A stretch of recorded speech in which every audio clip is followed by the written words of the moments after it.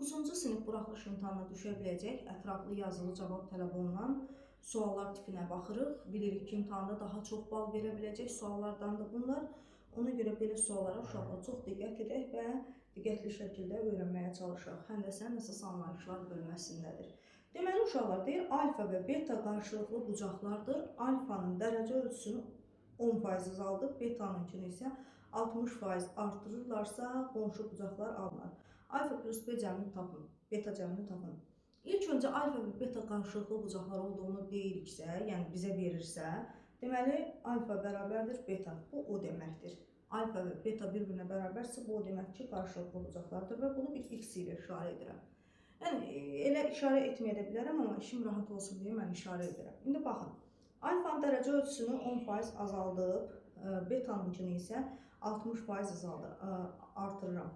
Deməli, alfanın dərəcə ölçüsünü 10% azaldıram. Alfadan nə edirəm? Çıxıram alfanın 10%-ni. Yəni, alfa çıxılsın, alfa vur 10 böl 100. Bax, bu şəkildə yazıram və sıfırlar gedir.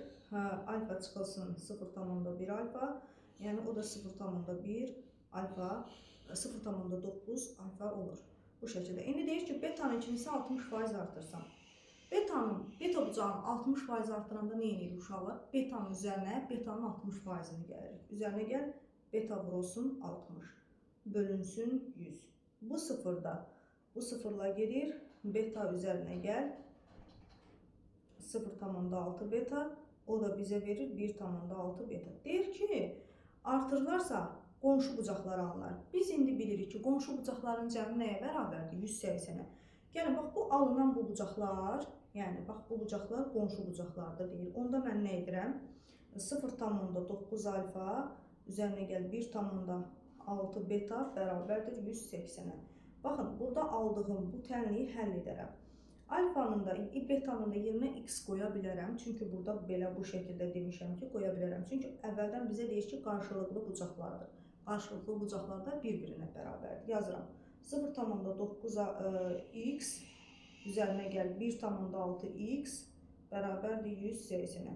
Bu da bunlar toplananda 15, 2,5 x bərabərdir 180-ə. X də bərabərdir 180-i bölürəm 2,5-ə. Bunu hesablamaq üçün buranı 10-a vuraq, buranı da 10-a. Bu olur 25, 180 vurulsun 10. 180 ilə 10 ixtisara gedir. 25 ixtisara gedir, 5-ə burada 5. 5-ə ixtisara gedir, burada 6.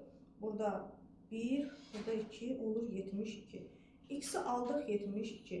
Deməli, alfa bucağı da, beta bucağı da 72-yə bərabərdir. Və bunların bizdən cəmini istəyir. Alfa üzərinə gəl beta, yəni 72 üzərinə gəl 72. Bu da bərabərdir 144. Bu şəkildə almış oluruq. Cavabımız olur uşaqlar 144.